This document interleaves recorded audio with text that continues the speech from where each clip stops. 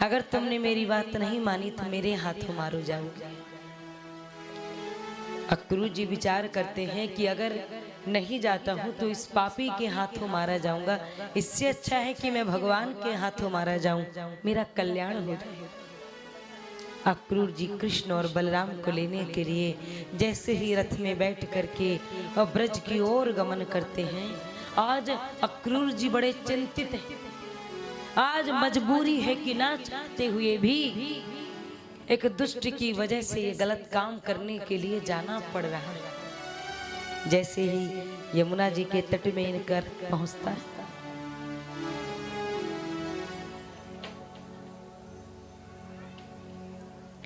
भगवान श्री कृष्ण और बलराम जी गौचारण करा रहे थे। अक्रूर जी ने जैसे ही दोनों को देखा, रथ के नीचे उतरे। भगवान श्री कृष्ण और बलराम जी ने देखा, अरे हमारे काका आ गए, हमारे काका आ गए, आवाज लगाते हुए दौड़े। अक्रूर जी के कमर से दोनों बेटे लट लट चिपक गए। काका इतने दिनों बाद आए हो, आज याद आई है। अक्रूर जी रो पड़े। अक्रूर जी ने कहा कि मैं आप लोगों को काल के मुख में ले जाने के लिए आया हूं, मैं जानबूझकर नहीं आया, मुझे जबरदस्ती कंस ने भेजा है। आप दोनों को मैं मथुरा ले जाऊंगा और वो आप दोनों को समाप्त कर देगा। मैं आप दोनों को ब्रज से ले जाने के लिए आया हूं। कृष्ण भगवान जैसे ही अक्रूर जी के मुख से इतना सुनते हैं, अक्रूर जी के मुख में भगवान श्री कृष्ण उंगली रख देते, उंगली रख देते हैं। बोले काका, बोले हमसे तो कहा कि मथुरा ले जाने के लिए आया हूं, लेकिन हमारी मैया से मत कह। बहुत गंभीरता के साथ सुनिएगा। हमारी मैया हमसे बहुत प्रेम करती है, हमारे नंद बाबा हमें बहुत प्रेम करते। हमसे कह दिया तो कह दिया, हमारी मैया से मत कहना। हम आपको वचन देते हैं, हम आपके साथ मथुरा चलेंगे, लेकिन कैसे चलेंगे, हम खुद इसका मार्ग निकाल लेंगे, आप कुछ कहना मत। अक्रूर जी विचार करते हैं कि ये दिन देखने से पहले मेरे शरीर से प्राण क्यों नहीं निकल, जब ये अभी मेरे मुख में हाथ रख करके कह रहे हैं कि मैया के सामने मत कहना, तो अरे राम राम, यशोदा मैया को कितनी पीड़ा होगी जब मैं उसके बेटे को उससे दूर करूंगा, अलग करूंगा। आज दोनों भाई अक्रूर जी के रथ में बैठकर नंद भवन आते। यशोदा मैया जैसे देखती हैं, स्वागत करती हैं अक्रूर जी का, अनेक अनेक प्रकार के भिन्न भिन्न व्यंजन बनाती हैं, पकवान पवाती हैं अक्रूर जी को। मैया को नहीं पता ये क्यों आए हैं, ये किस लिए आए। लेकिन जब ये ब्रज की गोपियां मथुरा माखन बेचने के लिए जाती है ना, दूध बेचने के लिए जाती है ना, तो आज मथुरा की नारियां, मथुरा की बहन बेटियां ब्रज की गोपियों से कहती हैं, अरे तुम्हारे ब्रज का आनंद हमारे मथुरा आने वाला है, तुम्हारे ब्रज की खुशियां हमारी मथुरा में आने वाली है। गोपियां कहती हैं मतलब? बोले मतलब तुम्हारे जो श्री कृष्ण है ना, जिनका तुम दिन रात दर्शन करती हो, अब वो हमारे मथुरा आने वाले हैं हमें आनंद देने के लिए।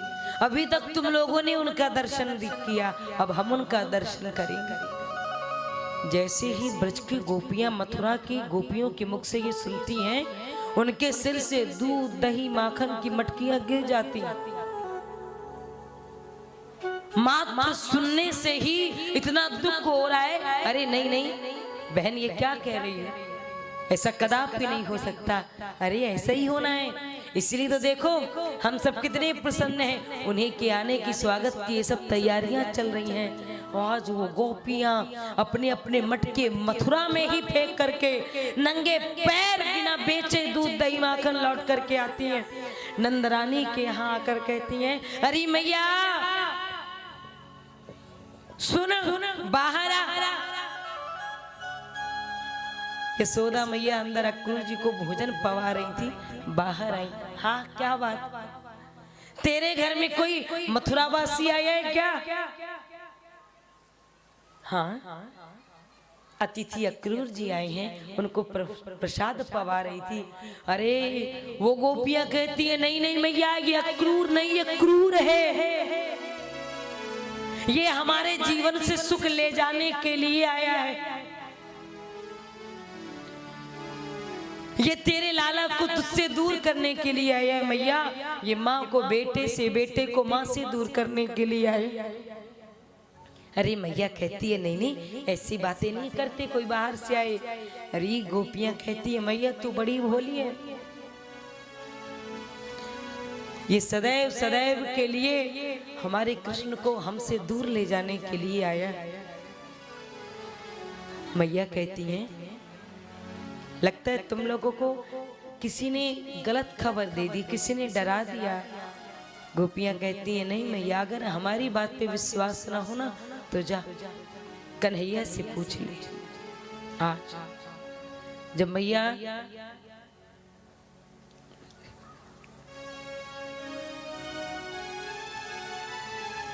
अपने नंदलाला से पूछने के लिए घर के अंदर आती हैं, रुको रुको मैं भी पूछ करके आती हूँ क्या बात है। मैया जैसे ही आती हैं, अरे ओ कनुआ सुन, अरे ओ कनुआ सुन, देखिए गोपियां कितनों रोए रही हैं, ये कह रही हैं तू मथुरा जा रहे हो, लाला ने कहा के बता ये सब बात झूठी है, तू मेरा था, तू मेरा है, तू मेरा ही रहे, देख लाला तू कहाँ है। लेकिन भगवान को मैया ढूंढ रही है पूरे भवन में, भगवान कहीं नहीं मिले, कहीं नजर नहीं आ रहे। हर एक कमरे में खोजते खोजते खोजते खोजते जब मैया कहाँ जाती हैं, बोले एक सबसे पुराना जो कमरा था, कच्ची मिट्टी का, जो बहुत पुराना हो गया था, जिस कमरे में माँ अपने उन वस्तुओं को रखती थी जो बहुत पुरानी हो गई हो, काम की ना हो, टूटी फूटी।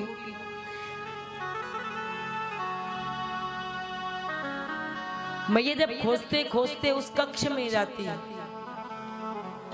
उस कक्ष में क्या देखती है कि भगवान बैठे हुए हैं, भगवान नीचे भूमि में बैठे हुए हैं और एक बहुत पुरानी साड़ी मैया तब पहना करती थी जब लाला छोटे थे। उसी साड़ी से लाला का मुंह पोंछ देती, उसी से लाला की नाक पोंछ देती, लाला कुछ खाता तो मुंह पोंछ देती, उसी साड़ी के पल्लू को जब लाला सोता तो उसके मुंह में डाल देती। वो साड़ी बहुत फट गई थी, इसलिए मैया ने खूंट में टांग दी थी। आज जैसे ही भगवान उस कक्ष में जाते हैं और देखते हैं कि अब मेरे पास ब्रज में रहने का ज्यादा समय नहीं है, अपनों के पास रहने का ज्यादा समय नहीं है, तो भगवान जानते हैं कि अगर मैं मैया के सामने रहूंगा तो मैया टूट जाएगी, मैया कमजोर हो जाएगी, मैया मुझसे दूरी नहीं बर्दाश्त कर सकेगी। तो भगवान मैया की उस फटी पुरानी साड़ी को हाथ में लेते हैं, मस्तक से लगाते हैं, अपनी छाती से लगाते हैं। भगवान रोते हैं, कौन कहता है भगवान नहीं रोते। जब भगवान को कोई प्रेमी प्रेम के पास से बांध लेता है ना, तो भगवान भी भक्त के लिए रोते हैं। भगवान के अश्रु प्रवाहित हो रहे हैं और उसी माँ की फटी साड़ी से भगवान अपने अश्रुओं को पोंछते जा रहे हैं। बार बार माँ की साड़ी को प्रभु मुख से चूमते हैं। नंद बाबा की जो टूटी हुई बहुत पुरानी चप्पलें, फटे हुए जूते जो उस कमरे में रखे रहते थे, वो उठाकर अपने माथे पर रखते हैं, सिरोधार करते हैं कि बाबा तेरा बहुत कर्जा है मेरे ऊपर। माँ की साड़ी को अपनी छाती से लगाते हैं कि यशोदा तेरा इतना कर्जा है, इतना कर्जा है मेरे ऊपर कि सारे जीवन भी तेरी गुलामी करूं तो भी तेरे प्रेम के ऋण से मैं कभी ऋण नहीं हो सकती। मैया जैसे ही भगवान को खोजते खोजते जाती हैं और देखती हैं कि भगवान रो रहे हैं, हाथ में फटी साड़ी है, नंद बाबा की जूती है। तो मैया कहती है लाला तू रो रहे हो है? ठाकुर जी देखते हैं, अरे मैया आ गई, मैया ने देख लिया, तुरंत भगवान अश्रु पोंछते, अरे नहीं मैया, बस आज इस कमरे तक आ गया, बहुत पुरानी चीजें वस्तु में रखी हुई थी सो देखने लगे। माँ यशोदा जैसे ही भगवान श्री कृष्ण के हाथ में अपनी फटी हुई साड़ी देखती है, नंद बाबा की जूती यहाँ देखती है, भगवान को अश्रु पोंछते हुए देखती है, तो ध्यान देना माँ औलाद की धड़कन होती, औलाद चाहे कितनी भी बड़ी हो जाए पर मात्र उसके चेहरे को देख करके माँ समझ लेती है, पढ़ लेती है कि ये दुखी है, कोई ना कोई दिक्कत, कोई ना कोई टेंशन है। मैया कहती है बेटा औलाद चाहे कितनी भी बड़ी हो जाए, माँ बाप से अपने दुख को छुपाने का प्रयास करे पर माँ बाप से अपने दुख को छुपा नहीं सकती। क्या ये जो बात बाहर चल रही है ये सत्य है? क्या तू मुझे छोड़कर जाने वाला है? जो ये मैं सुन रही हूँ कि तू मेरा लाल नहीं है, क्या ये सत्य है? अरे कन्हैया कहते हैं मैया तू तो अति भूरी, देखना हर वर्ष मथुरा में मेला लगता है, मेरे सारे मित्र मेला देखने जाते हैं, तू मुझे कभी नहीं जाने देती मैया।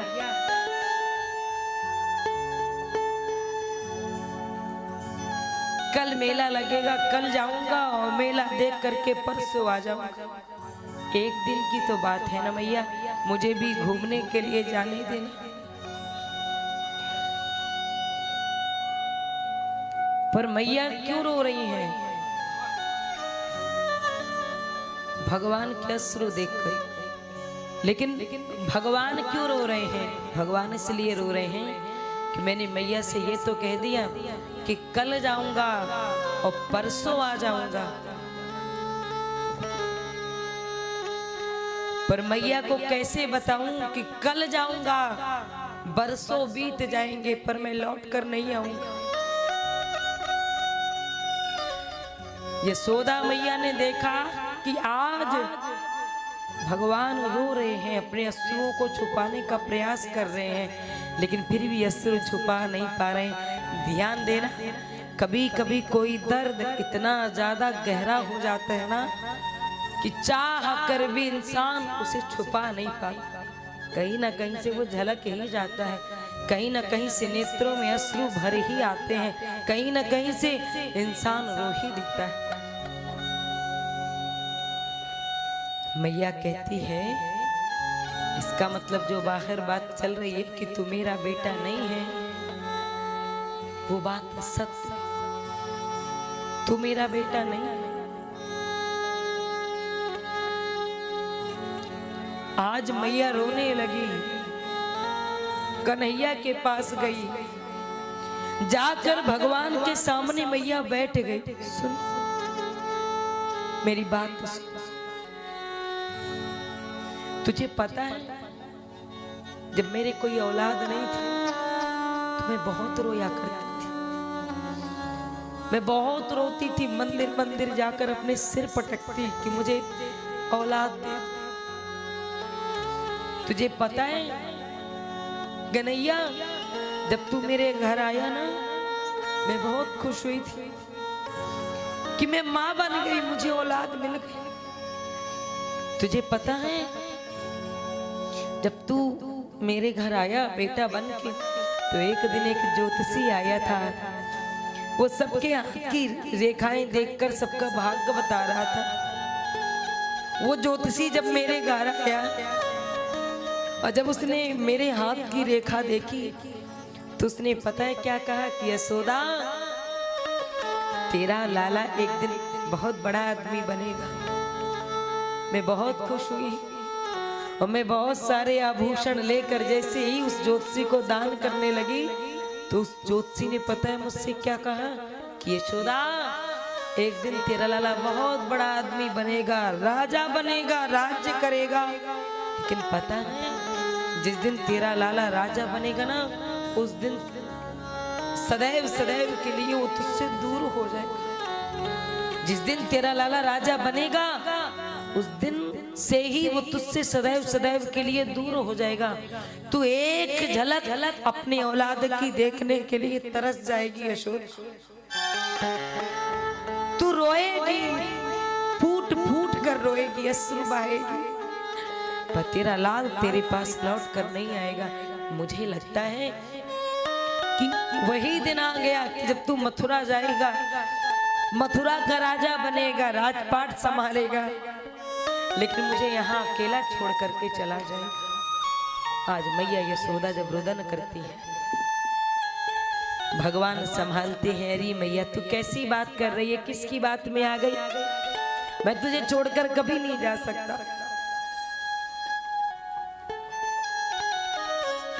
तो मैया यशोदा कहती है, देख मैं एक नारी हूं, एक माँ हूं, और एक माँ दूसरी माँ की पीड़ा को समझती। मेरे औलाद नहीं थी तो औलाद का गम मुझे पता है क्या होता है। देवकी और वसुदेव तेरे माँ पिता है। तू जाएगा, वो तुझे देखेंगे, तुझे छाती से लगाएंगे, लेकिन दुख इस बात का है कि कन्हैया तुझे तो दूसरे माँ बाप मिल जाएंगे, लेकिन मुझे दूसरा कन्हैया कहाँ मिलेगा? तुझे तो दूसरे माँ बाप मिल जाएंगे, मुझे तू कहाँ मिलेगा? तुझे दूसरी माँ मिल जाएगी छाती से लगाने के लिए, दूसरा बाप मिल जाएगा गोद में खिलाने के लिए, लेकिन मुझे दूसरा कन्हैया कहाँ मिलेगा जिसे मैं छाती से लगा सकूंगी।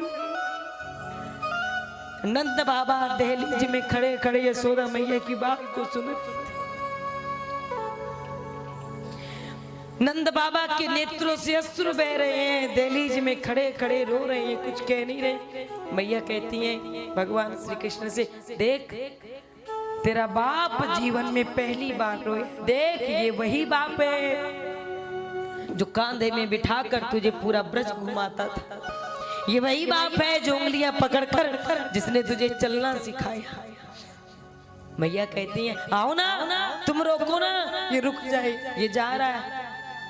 नंद बाबा जानते थे रोकना असंभव है, इसलिए नंद बाबा ने अपनी पगड़ी उतारी, रोते हुए भगवान के पास आए, और जैसे ही पगड़ी उतारकर प्रभु के चरणों में रखने ही वाले थे, तुरंत भगवान दौड़े पगड़ी को पकड़। नहीं बाबा नहीं, ये पगड़ी नीचे नहीं हो सकती, ये मेरे नंद बाबा। तुरंत नंद बाबा की चरण पादुका को उतारा और भगवान ने सिर में रख दिया। यानी भगवान फूट फूट कर रोते हैं कि बाबा इस पगड़ी को नीचे मत रख, ये ऊपर रख, मैं तेरी चरण पादुका को अपने सिर में रखता हूँ। तेरा इतना कर्जा मेरे ऊपर है, इतना कर्जा मेरे ऊपर है कि जीवन भर भी मैं तुम्हारी चौखट में नाक रगड़ूं, लेकिन फिर भी तुम्हारे ऋण से कभी उरण नहीं हो सकता। ये तो सच है कि भगवान है कहाँ फिर भी अनजान है, धरती पे रूप माँ बाप।